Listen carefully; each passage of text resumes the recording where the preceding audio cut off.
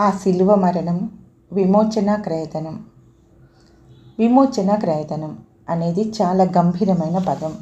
దీన్ని ఉపయోగించే సందర్భం అత్యంత ఉద్విగ్నమైంది. అసలు దీని అర్థం ఏంటి? బందిఖానా నుండి ఎవరైనా లేదా ఏదైనా విడుదల కోసం చెల్లించిన లేదా డిమాండ్ చేయబడినది అని అర్థం. ముఖ్యంగా పాపం లేదా పెనాల్టీ నుండి విడిపించడం. మరో మాటలో చెప్పాలంటే ఒక ధర చెల్లించడం ద్వారా బందిఖానా నుండి లేదా శిక్ష నుండి విముక్తి పొందడం అన్నమాట.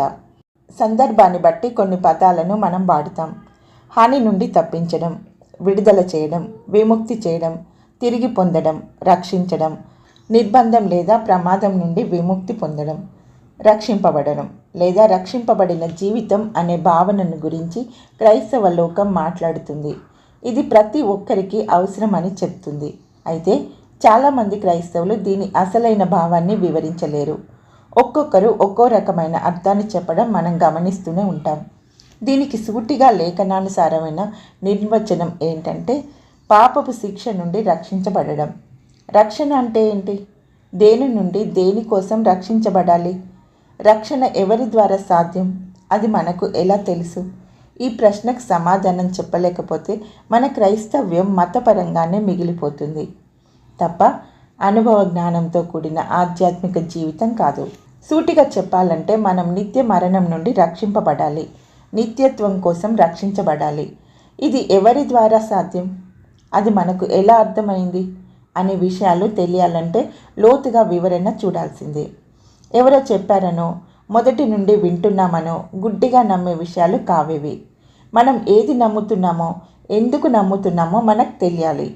విశ్వసించడం, సమర్థించడం, ప్రకటించడం అనేవి చాలా చాలా ప్రాముఖ్యమైనవి. అంటే మనం నిజంగా అంతరంగంలో విశ్వసించకపోతే దాన్ని సమర్థించలేకపోతే దాన్ని బహిరంగంగా మనం ప్రకటించలేం. ఆయన లోకరక్షకుడు, ఆయన ద్వారానే రక్షణ అని చెప్పడం ప్రతి క్రైస్తవునికి తేలికే. అయితే ఒక వ్యక్తి రక్షించబడాల్సిన అవసరం ఏంటి? యేసు మాత్రమే రక్షించగలడు అని ఎలా చెప్పగలం? ముందుగా ఒక వ్యక్తి రక్షించబడాల్సిన అవసరం ఏంటి అనేది తెలుసుకోవాలంటే మనిషి ఏ స్థితిలో ఉన్నాడో దాని గురించి మనం మాట్లాడాలి.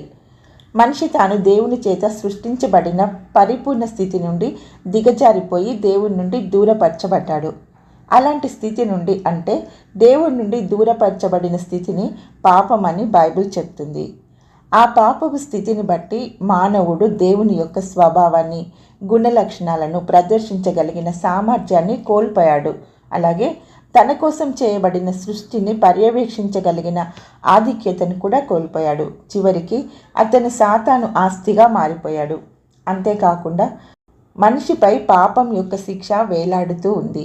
పాపం యొక్క అధికారానికి లోనయ్యాడు. పాపం యొక్క ఉనికి అతనిలో ఉంది. అంచేత మానవుడు పాప పర్యవస్థానం నుండి రక్షించబడాల్సిన అవసరం ఉంది. అంటే పాపపు స్థితి నుండి విమోచింపబడాలి. అంటే అతనికి ఒక విమోచకుడు లేదా రక్షకుడు అవసరం. రెండవది, యేసు రక్షకుడు. ఆయన మాత్రమే రక్షించగలడు. ఆయనకు మాత్రమే మానవుని రక్షించగల సామర్థ్యము, అర్హత ఉంది అని మనకు ఎలా అర్థమవుతుంది? దేవుళ్ళుగా చెప్పుకుంటున్న ఇతరులెవరు మానవుని రక్షించలేరా అనేది తెలుసుకోవాలి. ఈ విషయాలను పరిశుద్ధ లేఖనాలు చాలా స్పష్టంగా వివరిస్తున్నాయి. పౌలు రోమీయులకు రాసిన లేఖలో 5వ అధ్యాయంలో ఈ వివరణ మనం చూడవచ్చు. ఈ అధ్యాయం ప్రారంభంలో పౌలు రాసిన మాటలు: విశ్వాసం ద్వారా దేవుడు మనలను నీతిమంతులుగా తీర్చాడు, కాబట్టి మన ప్రభువు యేసుక్రీస్తు ద్వారా దేవునితో సమాధానం కలిగి ఉన్నాము. తర్వాత మరింత చక్కని వివరణ ఇస్తున్నాడు. కాబట్టి ఇప్పుడు ఆయన రక్తం వలన నీతిమంతులుగా తీర్పు పొంది మరింత నిశ్చయముగా ఆయన ద్వారా ఉగ్రత నుండి తప్పించుకుంటాం.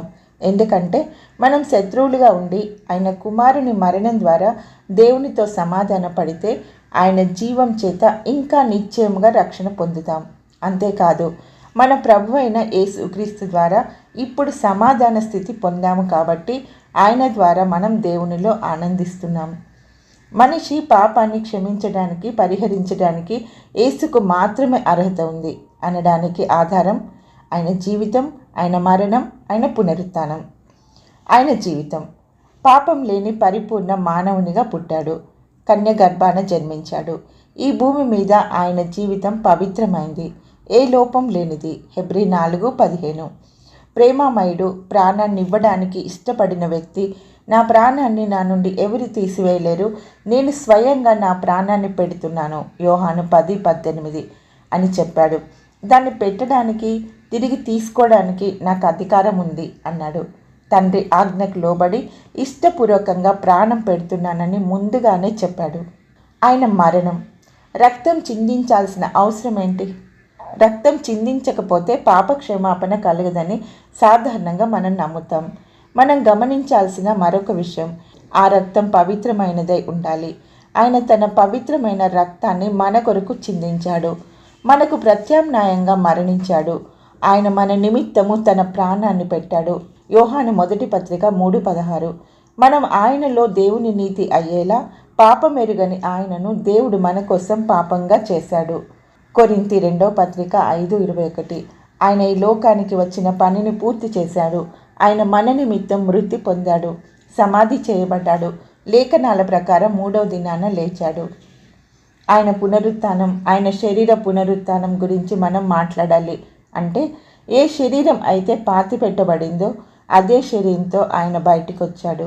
ఇక్కడ మనం స్పష్టంగా అర్థం చేసుకోవాల్సింది ఏంటంటే, ఆయన శరీరానికి మరణం లేదు. పాపం ఉన్న మానవ శరీరం క్షయమైపోతుంది, కానీ పాపం లేని క్రీస్తు శరీరం క్షయమైపోయే అవకాశం లేదు. ఆయన తనంతట తానే తన ప్రాణాన్ని పెట్టాడు, తిరిగి తీసుకున్నాడు. అదే శరీరంతో సజీవుడిగా సమాధి నుండి బయటికి వచ్చాడు. పునరుత్థానం అనే మాటకు మునుపున్న స్థితికి పునరుద్ధరింపబడడం అని గ్రహించాలి.